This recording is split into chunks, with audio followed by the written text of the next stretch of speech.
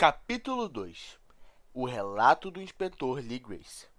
As questões antigas que haviam tornado o sonho do escultor e o baixo relevo tão importantes para meu tio compõem um assunto da segunda metade do longo manuscrito. Aparentemente, certa vez, o professor Angel já vira os contornos diabólicos da inominável monstruosidade, ficar intrigado diante dos hieroglifos desconhecidos e ouvir as abomináveis sílabas que só podiam ser interpretadas como Cthulhu.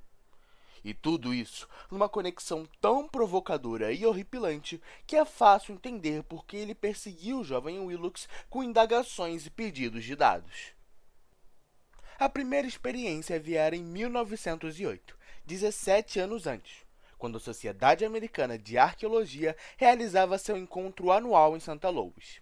O professor Angel, como condizia com alguém de seu talento e autoridade, tivera papel proeminente em todas as deliberações, e foi um dos primeiros a ser abordado pelos inúmeros leigos que se aproveitavam da presença de peritos para fazer consultas e encontrar as respostas corretas para suas dúvidas. O chefe desses forasteiros, e logo em seguida centro das atenções da reunião, era um homem de meia-idade e aparência bastante comum, que percorrera o longo caminho desde Nova Orleans em busca de uma certa informação especial, impossível de ser obtida com alguma fonte local. Seu nome era John Raymond Lee Grace, e ele trabalhava como inspetor de polícia. Ele trazia consigo a razão de sua visita, uma estatueta muito antiga de pedra, grotesca e repulsiva, cuja origem ele não tinha a menor ideia de como determinar. Não se deva fantasiar que o inspetor Lee Grace tivesse alguma sincera curiosidade em arqueologia. Pelo contrário, seu desejo por esclarecimento era movido puramente por interesse profissional. A estatueta, ídolo, fetiche ou o que quer que fosse, havia sido apreendida alguns meses antes nos impenetráveis pântanos ao sul de Nova Orleans, durante uma excursão em uma suposta cerimônia voodoo. E tão particulares e hediondos eram os rituais conectados a ela, que a polícia imediatamente percebeu que havia topado com um culto tenebroso e que lhe era totalmente desconhecido e infinitamente mais diabólico do que o mais obscuro círculo africano voodoo. Acerca de sua origem, afora as inconsistentes e esdrúxulas histórias arrancadas de seus membros capturados, absolutamente nada fora descoberto. Daí a ansiedade da polícia em buscar algum conhecimento sólido sobre antiguidades que pudesse ajudar a situar a assustadora peça no tempo e, assim, rastrear o culto à sua fonte. O inspetor Lee Grace não estava nada preparado para a impressão que sua questão causaria. Bastou uma rápida olhada no objeto para lançar em pólvora aqueles homens da ciência ali reunidos, que instantaneamente cercaram o inspetor na tentativa de contemplar de perto a pequena figura completamente estranha, cujo aspecto de genuína e abissal antiguidade insinuava de modo bem convincente algum panorama arcaico ainda desconhecido. Nenhuma escola reconhecida de escultura havia inspirado aquele repugnante objeto. Ainda assim, centenas ou milhares de anos estavam registrados de alguma forma na sua superfície opaca e esverdeada daquela pedra não identificada. A figura, que passara lentamente de mão em mão para minucioso exame, tinha entre 18 e 20 centímetros de altura e era de primoroso cuidado artístico. Ela representava um monstro com contornos vagamente antropóides, porém com uma cabeça em formato de polvo, cujo rosto era uma massa de tentáculos, um corpo escamoso com aparência elástica, prodigiosas garras nas patas dianteiras e traseiras e asas longas e estreitas nas costas. Essa coisa, que parecia impregnada por uma malignidade anormal e assustadora, era de robustência corpulência e estava agachada em pose diabólica sobre um bloco ou pedestal retangular coberto por caracteres indecifráveis. As pontas das asas tocavam a borda de trás do bloco e o corpo ocupava a parte central. Abaixo das pernas dobradas, as garras apoiadas na borda dianteira iam da quina até um quarto do caminho em direção à base do pedestal. A cabeça cefalópode inclinava-se para a frente, de modo que as extremidades dos tentáculos faciais tocavam o dorso das gigantes patas dianteiras que abraçavam os joelhos elevados. O aspecto do conjunto era espantosamente vívido e ainda mais temível porque sua origem permanecia um mistério. Não havia como negar sua vasta, surpreendente e incalculável idade. Porém, não era possível estabelecer um vínculo com algum tipo de arte dos primórdios da civilização ou de qualquer outra época. O material em si, muito distinto, configurava um mistério à parte, pois a pedra lisa preto-esverdeada com filamentos e partículas douradas e iridescentes não se assemelhava em nada com algo familiar à geologia ou mineralogia. Os caracteres ao longo da base eram igualmente desconcertantes. E, embora no evento estivesse representada a metade do conhecimento mundial nesse campo, nenhum dos membros presentes podia formar uma conexão ou encontrar um remoto parentesco linguístico com eles. Assim como o tema e o material, esses caracteres pertenciam a algo horrivelmente remoto e distinto da humanidade como a conhecemos. Algo assustadoramente sugestivo de antigos e profanos ciclos de vida dos quais nosso mundo e nossa concepção não tomavam parte. No entanto, enquanto os membros balançavam individualmente suas cabeças e admitiam sua derrota diante do enigma trazido pelo inspetor, havia um homem no grupo que sentia um toque de bizarra familiaridade na forma monstruosa e no escrito. E então, compartilhou sem muita segurança o pouco que sabia sobre. Essa pessoa era o já falecido William Channing Webb, professor de antropologia na Universidade de Princeton e um explorador digno de nota. O professor Webb havia participado 48 anos antes de uma expedição à Groenlândia e à Islândia em busca de inscrições únicas que ele nunca conseguiu encontrar. E enquanto estava nas altitudes do oeste da Groenlândia, conheceu uma tribo, ou culto singular, de esquimós degenerados, cuja religião, uma curiosa forma de adoração ao diabo, causara-lhe calafrios por sua deliberada sede de sangue e repugnância. Tratava-se de uma crença que os outros esquimós poucos conheciam, e cuja simples menção os atemorizavam. Diziam que vinham de remotos e horríveis íons anteriores à criação do mundo. Além de inomináveis ritos e sacrifícios humanos, havia alguns macabros rituais hereditários devotados a um supremo demônio ancestral, ou Tornasuk. E o professor Webb fizera uma cuidadosa transcrição fonética que reproduzia o que um idoso Angekok, ou sacerdote bruxo, entoava, grafando os sons em caracteres romanos o melhor possível. Mas, naquele momento, o mais relevante era o fetiche que eles cultuavam e ao redor do qual dançavam quando a aurora surgia alta entre os penhascos gélidos. Dizia o professor tratar-se de um baixo relevo de pedra muito tosco, formada por uma imagem horrenda e algumas inscrições enigmáticas. Isso permitia, segundo ele, traçar um paralelo preliminar com características essenciais do objeto bestial que estava sendo examinado na reunião. Essas informações, recebidas com desconfiança e perplexidade pelo grupo de especialistas, deixaram ainda mais empolgado o inspetor Lee Grace, e ele logo começou a importunar seus informantes com perguntas. Tendo transcrito e copiado um ritual de tradição oral entre os praticantes do culto do pântano que seus homens haviam prendido, ele implorou ao professor Webb que tentasse lembrar o melhor que pudesse as sílabas registradas entre os esquimós diabolistas.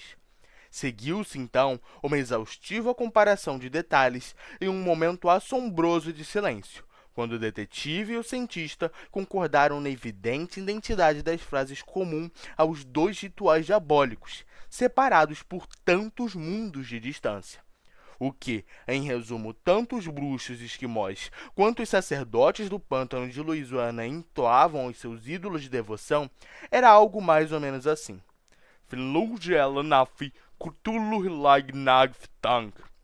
Lee Grace estava um passo à frente do professor Webb, pois muitos de seus prisioneiros haviam lhe repetido o que os celebrantes mais velhos diziam que as palavras significavam. A tradução era algo como: em sua casa, Rilai, Cthulhu morto espera sonhando. Nesse momento, atendendo às incessantes e gerais solicitações, o inspetor Lee Grace narrou tão detalhadamente quanto possível suas experiências com os idolatras do pântano, contando uma história a qual meu tio claramente atribuíra um profundo significado.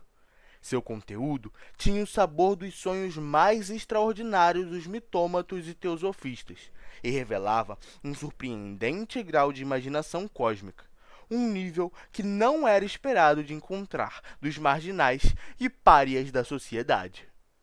No dia 1º de novembro de 1907, a polícia de Nova Orleans recebera chamados apreensivos vindos do pântano e das regiões das lagoas ao sul. Os poceiros de lá, em sua maioria primitivos, mas bem-intencionados descendentes dos homens de Lafitte, estavam tomados de completo terror por causa de uma coisa desconhecida que os havia espiado durante a noite. Era voodoo, aparentemente, mas voodoo do mais pernicioso tipo já visto. E algumas das mulheres e crianças haviam desaparecido desde que o malévolo Tantã tinha começado seus incessantes batuques à distância, dentro dos bosques sombrios onde os moradores não se aventuravam.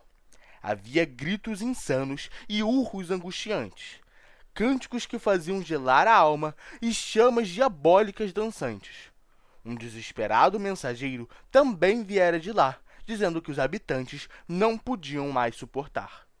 Então, um grupo de 20 policiais em 2 carruagens e um automóvel partira no final da tarde, levando como guia o apavorado poceiro. No final da parte transitável da estrada, eles deixaram os veículos e se embrenharam em silêncio por milhas pelos terríveis bosques de ciprestes onde nunca penetrava a luz do dia. Raízes disformes e forcas de barba velho que pendiam das árvores tornavam penosa a caminhada, e vez ou outra, pilhas de pedras úmidas ou fragmentos do que poderia ter sido uma mórbida habitação deixavam ainda mais depressivo o ambiente que as árvores mal formadas e os montículos de fungos ajudavam a criar. Finalmente, o lugarejo dos poceiros, um aglomerado de casebres, surgiu à frente.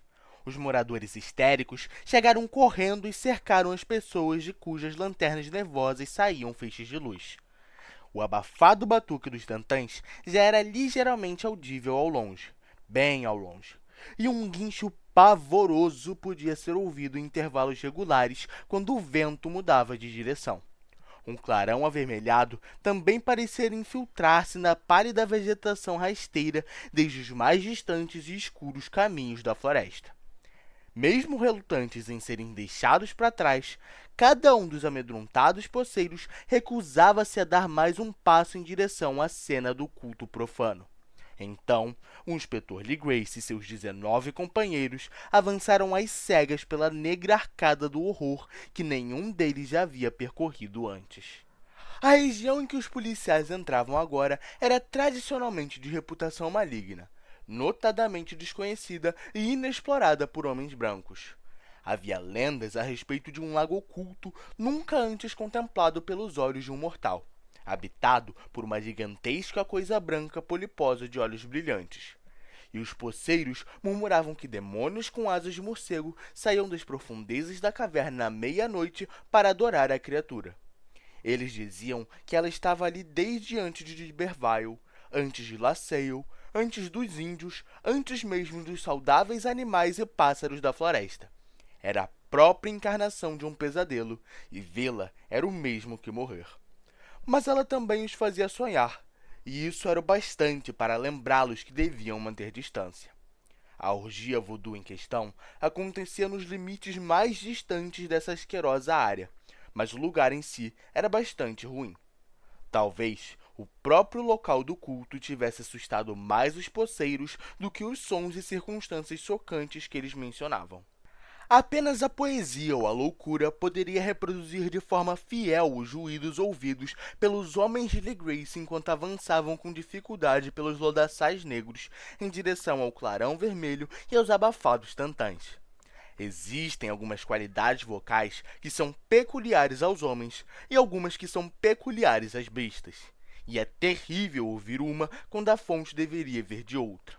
A fúria animal e a licenciosidade orgíaca do local se elevavam a níveis demoníacos, por uivos e gritos arrebatadores que rasgavam a noite e reverberavam pela floresta densa como tempestades pestilentas oriundas das profundezas do inferno. Ocasionalmente, os uivos mais desorganizados cessavam, e do que parecia ser um bem ensaiado coro de vozes roucas, elevava-se como uma ladainha aquela horrível frase ou invocação. Finlúdia Elanafi Cthulhu Hilag Nagftang. Nesse ponto, tendo atingido uma área onde as árvores eram mais finas e esparsas, os homens puderam ter uma visão do espetáculo propriamente dito. 4 deles cambalearam, um desmaiou, e 2 lançaram um grito histérico que, afortunadamente, a enlouquecida cacofonia da orgia encobriu. Lee Grace derramou água do pântano no rosto do policial desmaiado, e todos ficaram ali paralisados, tremendo, quase hipnotizados pelo horror. Numa clareira natural do pântano havia uma ilha recoberta de capim, com talvez 1 acre de extensão, desmatada e razoavelmente seca. Nesse lugar, saltava e retorcia-se a mais indescritível horda de aberrações humanas que apenas um cime ou um angarola seriam capazes de pintar. Despidas, essas crias híbridas vociferavam, berravam e se debatiam ao redor de uma monstruosa fogueira em formato de anel, em cujo centro, avistável por ocasionais aberturas na cortina de chamas, erguia-se um enorme monólito de granito de aproximadamente 2,5 metros de altura. Em seu topo, revelava-se em sua pequenez a odiosa estatueta. De um amplo círculo de 10 cadafalsos dispostos em intervalos regulares com o monólito cercado de chamas no centro, pendiam de cabeça para baixo os corpos grotescamente mutilados dos indefesos poceiros que haviam desaparecido. Era dentro desse círculo que a roda de fanáticos saltava e bramia da esquerda para a direita, num interminável bacanal entre o anel de cadáveres e o anel de fogo. Pode ter sido apenas imaginação, ou podem ter sido os ecos que induziram um dos homens, um irritável espanhol, a imaginar ter ouvido respostas antifonéticas ao ritual, vindas de algum ponto longínquo e escuro no interior da floresta de antigas lendas e horrores. Esse homem, Joseph de Galvez, eu encontrei mais tarde e o questionei, e ele demonstrou ter uma imaginação bastante fértil. Ele chegou ao ponto de fazer alusão a um ligeiro bater de asas, a um rápido vislumbre de olhos brilhantes e a um grande objeto branco além das árvores mais remotas. Mas eu suponho que ele tinha ouvido muito sobre as superstições dos nativos. Na verdade, a pausa horrorizada dos homens foi relativamente breve. O dever vinha em primeiro lugar, e embora houvesse ao redor de 100 homens naquela multidão, a polícia confiou em suas armas e investiu com determinação contra a nauseante Shauldra. Durante os 5 minutos que se seguiram, o rumor e o caos foram indescritíveis. Golpes violentos foram desferidos, tiros foram disparados e fugas ocorreram. Mas no final, Lee Grace pôde somar uns 47 prisioneiros cabisbaixo que ele obrigou rapidamente a vestir roupas e posicionar-se em fila única entre as 2 colunas de policiais. 5 dos participantes do culto estavam mortos. 2 estavam gravemente feridos e foram carregados em macas improvisadas por seus comparsas prisioneiros. A imagem no monólito, é claro, foi cuidadosamente removida e transportada de volta por Lee Grace. Interrogados no quartel de polícia após uma intensa e desgastante viagem, os prisioneiros provaram que eram todos mestiços ordinários e perturbados mentais. A maioria era de marinheiros, alguns negros e mulatos e em grande parte carimbenhos ou portugueses de Cabo Verde, que davam ao culto heterogêneo os matizes do budismo. Mas, antes que muitas perguntas fossem feitas, ficou evidente que algo muito mais profundo e antigo do que o fetichismo negro estava envolvido. Degradados e ignorantes como eram, as criaturas mantinham-se surpreendentemente firmes à ideal central de sua repugnante fé. Eles adoravam, segundo diziam, os grandes anciões que vieram dos céus, eras antes da existência do homem, quando o mundo ainda era jovem. Esses anciões já haviam perecido no interior da terra e no fundo do mar, Mas seus corpos sem vida haviam revelado seus segredos em sonhos aos primeiros homens, que geraram um culto que nunca morreu. Este era o culto deles, e os prisioneiros disseram que ele sempre tinha existido e sempre existiria oculto em terras isoladas e lugares sombrios por todo o mundo, até o momento em que o sumo sacerdote Cthulhu, de sua tenebrosa morada na poderosa cidade submersa de Hilai, se levantasse e colocasse a terra novamente sobre seu domínio. Um dia ele chamaria quando as estrelas estivessem posicionadas, e o culto secreto estaria sempre à espera para libertá-lo. Até lá, nada mais deveria ser dito. Havia um segredo que nem mesmo a tortura conseguiria extrair. A humanidade não estava totalmente sozinha entre os seres conscientes da Terra, pois formas surgiam da escuridão para visitar os poucos crentes. Mas essas formas não eram os anciões, já que eles nunca foram vistos. O ídolo esculpido era o grande Cthulhu, mas ninguém podia dizer se os outros se pareciam ou não com ele.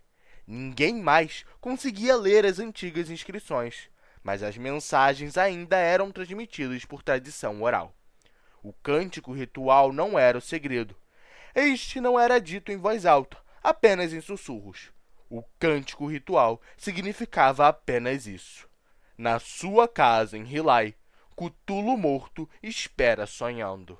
Apenas 2 dos prisioneiros foram considerados suficientemente sãos para serem enforcados, e os outros foram internados em diversas instituições.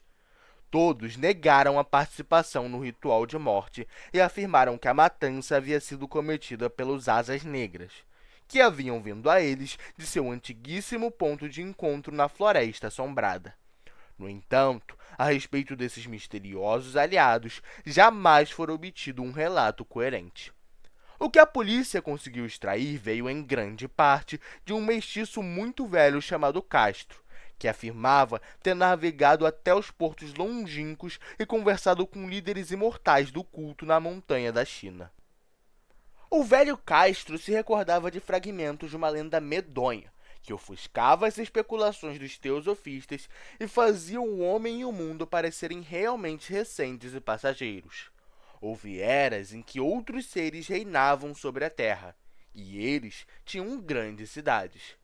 Os vestígios deles, de acordo com os chineses imortais, ainda podia ser encontrado em pedras ciclópicas nas ilhas do Pacífico. Todos eles haviam morrido em época ancestral, antes da chegada do homem, mas havia artes que podia fazê-los reviver quando as estrelas voltassem à posição correta no ciclo da eternidade. Eles mesmos, na verdade, tinham se transportado das estrelas e trazido consigo sua imagem. Esses grandes anciões, continuou Castro, não eram compostos realmente de carne e osso. Eles tinham forma, pois não é o que provava a imagem em forma de estrela?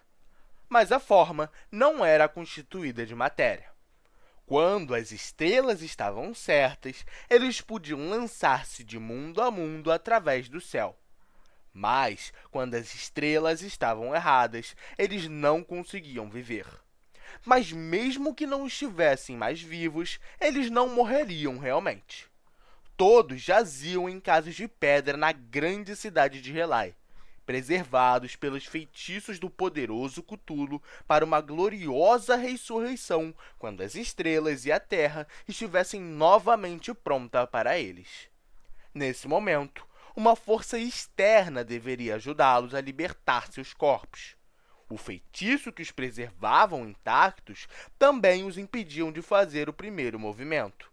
E eles podiam apenas ficar ali, acordados, na escuridão, pensando enquanto milhões de anos passavam. Sabiam de tudo o que acontecia no universo, pois se comunicavam pelo pensamento. Mesmo agora, eles falavam em suas tumbas. E quando, após infindáveis tempos de caos, surgiu o homem, os anciões falaram com os mais sensitivos entre eles, moldando seus sonhos, pois essa era a única linguagem com quais eles poderiam atingir aquelas recém-formadas mentes de mamíferos. Então, murmurou Castro, esses primeiros homens formaram um culto ao redor de pequenos ídolos que os anciões lhes haviam mostrado.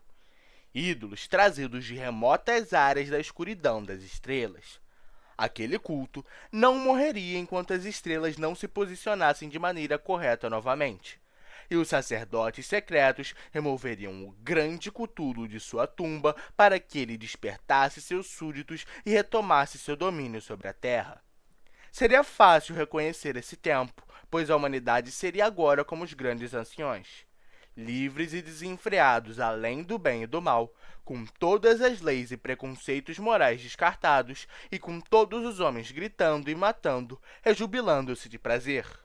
Assim, os libertos anciões poderiam ensinar-lhes novas formas de gritar e matar e de regozijar-se, e toda a terra se inflamaria em um holocausto de êxtase e liberdade. Até lá, o culto e seus ritos manteriam viva a memória dos saberes ancestrais e revelariam suas profecias de seu retorno. Em épocas passadas, os homens escolhidos falavam com os anciões sepultos em seus sonhos, mas então algo aconteceu. A grande cidade de pedra de Hilai, com seus monólitos e sepulcros, fora submersa pelas ondas. E a profundeza das águas, repletas do mistério primordial através do qual nem mesmo o pensamento pode passar, interrompeu a comunicação espectral. Contudo, a memória nunca morreu, e os sumos sacerdotes diziam que a cidade emergiria novamente quando as estrelas se alinhassem corretamente. Em seguida, vieram espíritos negros da terra, sombrios e elaborados, repletos de sons indistintos trazidos de cavernas esquecidas sobre o fundo do mar. Mas o velho Castro não se atrevia a falar muito sobre eles. Desviou-se de assunto inesperadamente, e não houve persuasão ou sutileza que trouxesse mais conteúdo a esse respeito. Curiosamente, ele também se recusava a comentar o tamanho dos anciões. A respeito do culto, ele disse acreditar que a sede se encontrava no meio dos imperscrutáveis desertos da Arábia, onde Irem, a cidade dos pilares, sonha oculta e intocada. Não tinha relação com os cultos de bruxaria europeus e era conhecido praticamente apenas por seus membros. Nenhum livro havia feito alguma menção direta acerca dele, embora os imortais chineses afirmassem que havia duplo sentido no Necronomicon do árabe louco Abdul-Zihad, e que os iniciados podiam ler como quisessem, em especial o polêmico dístico. Não está morto aquele que jaz na eternidade, e, em incomuns eras, até a morte pode morrer. Lee Grace, profundamente impressionado e não pouco perplexo, havia investigado em vão as afiliações históricas do culto. Castro aparentemente havia dito a verdade ao afirmar que isso era totalmente secreto. As autoridades da Universidade de Tulane não tinham sido capazes de acrescentar novas informações, seja sobre o culto, seja sobre a imagem. E agora, o detetive estava diante das maiores autoridades do país e tinha a oportunidade de conhecer nada menos que a história da expedição do professor Webb à Groenlândia. O exaltado interesse despertado na reunião pelo relato de Grace, corroborado pela estatueta, persistiu nas subsequentes correspondências trocadas entre os que estiveram presentes no evento, embora parcas menções tenham ocorrido em publicações formais da entidade. Cautela é a primeira preocupação daqueles que estão acostumados a encarar charlatões e impostores. Durante um período, Lee Grace havia deixado a estatueta sob a tutela do professor Webb, mas, após a morte dele, a imagem retornou às suas mãos e permaneceu em sua posse. E não muito tempo atrás, tive a oportunidade de vê-la. É realmente uma coisa medonha e evidentemente semelhante à escultura esculpida em sonho pelo jovem Willox. Não me causara surpresa a citação do meu tio com a história do escultor, pois quantos pensamentos não devem ter vindo à mente reconhecendo as informações de Lee Grace sobre o culto, ao ouvir o jovem sensitivo contar que sonhava não apenas com a imagem e os exatos hieroglifos da estatueta encontrada no pântano e o diabólico baixo-relevo da Groenlândia, como também ouvira nesses mesmos sonhos ao menos 3 palavras precisas das similares evocações dos diabólicos esquimós e dos mestiços de Louisiana. Era natural, portanto, que ele tivesse dado início imediato a uma criteriosa investigação. Embora eu, reservadamente, suspeitasse que o jovem Willox tivesse tomado conhecimento indiretamente sobre o culto e tivesse inventado uma série de sonhos para fomentar o mistério a custos do meu tio.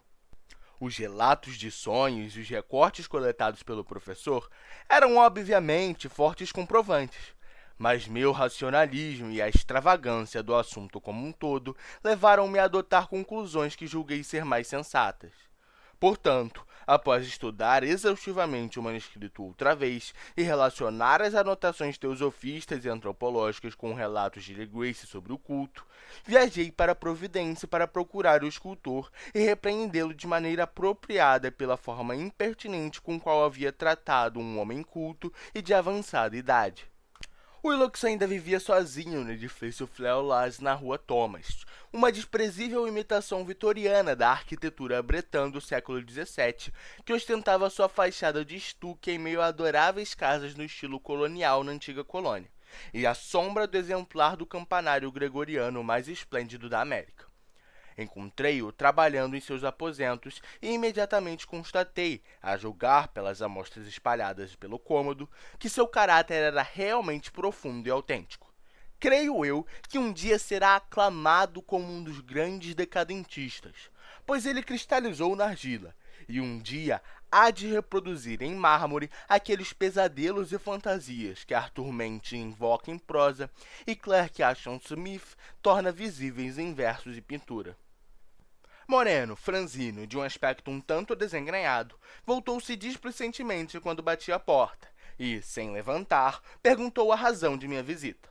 Quando lhe disse quem eu era, demonstrou algum interesse, já que meu tio lhe instigara a curiosidade ao investigar seus estranhos sonhos, mesmo sem nunca ter explicado a razão de tamanha atenção. Eu tão pouco me estendi sobre o assunto, mas tentei com alguma sutileza extrair algo dele. Logo, me convenci de sua absoluta sinceridade, uma vez que ele falava dos sonhos com plena convicção. Os sonhos e suas remanescências tinham influenciado profundamente sua arte, e ele me mostrou uma mórbida estátua com uma potente insinuação macabra e cujos contornos me fizeram estremecer. Ele não se lembrava de ter visto a imagem original, a não ser em seu próprio baixo relevo, mas os contornos haviam surgido de suas mãos sem que ele se desse conta disso. Era, sem sombra de dúvidas, a forma gigante que ele havia mencionado em seu delírio. Ele logo deixou claro que não sabia de nada sobre o culto secreto, exceto pelos detalhes que o incessante interrogatório de meu tio deixara escapar.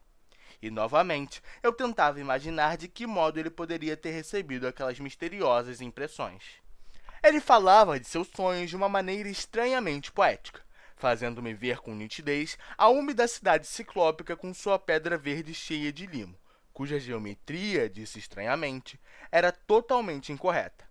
E ouvir com amedrontada expectativa um incessante chamado parcialmente mental subindo de um lugar profundo. Cthulhu Ftank! Cthulhu Ftank! Essas palavras faziam parte daquele ritual temível, e que narrava o sonho em vigília do morto Cthulhu em seu túmulo de pedra em Relai, e eu me senti fortemente impressionado, apesar de minhas crenças racionais. Willox, e eu estava certo disso, tinha ouvido ao acaso algo sobre o culto, e que logo teria esquecido em meio à enorme quantidade de leituras e devaneios. Mais tarde, por conta da impressionabilidade, isso teria tomado forma em seu subconsciente através dos sonhos, no baixo relevo e na terrível estátua que agora eu observava. De modo que eu percebi que não existia a intenção de enganar meu tio. O moço de quem jamais pude gostar era ao mesmo tempo um pouco afetado e um pouco mal educado, mas já estava inclinado a reconhecer seu talento e sua honestidade. Despedi-me amigavelmente e desejei-lhe todo o sucesso que o talento prometia. A questão do culto ainda exercia um fascínio sobre mim, e em algumas ocasiões imaginava a fama que poderia conquistar com pesquisas sobre suas origens e conexões. Visitei Nova Orleans e falei com Lee Grace e com os outros participantes daquele velho destacamento policial.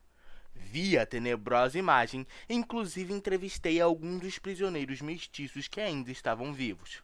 Infelizmente, o velho Castro falecera alguns anos antes. O que eu vir a seguir de forma tão vívida em primeira mão, apesar de não ser nada além de uma confirmação detalhada do que meu tio já havia escrito, reativou meu interesse, pois eu tinha certeza de estar na pista de uma religião muito real, muito secreta e muito antiga, cuja descoberta me tornaria um antropólogo renomado. Minha atitude até então era de absoluto materialismo, como eu gostaria que ainda fosse, o que me fez desprezar com uma quase inexplicável teimosia a coincidência entre os relatos dos sonhos e os estranhos recortes colecionados pelo professor Angel. Uma coisa que eu comecei a suspeitar e que agora receio saber é que a morte de meu tio nada teve de natural. Ele caiu numa rua estreita que subia de um antigo cais fervilhante de mestiços estrangeiros após ser golpeado por um marinheiro negro. Eu não esqueci o sangue misto e as ocupações navais dos membros do culto de Louisiana. E não ficaria surpreso em ouvir da existência de agulhas envenenadas e outros métodos secretos tão cruéis quanto os já conhecidos em antigos ritos e crenças ocultos. É verdade que Lee Grace e seus homens foram deixados em paz, mas na Noruega, um certo marinheiro que via as coisas morreu. Teriam as intensificadas indagações de meu tio após o revelador encontro com o escultor chegado a ouvidos sinistros? Acho que o professor Angel morreu porque sabia demais ou porque estava prestes a saber demais. Agora, resta saber se me cabe o mesmo destino, pois eu também já sei demais.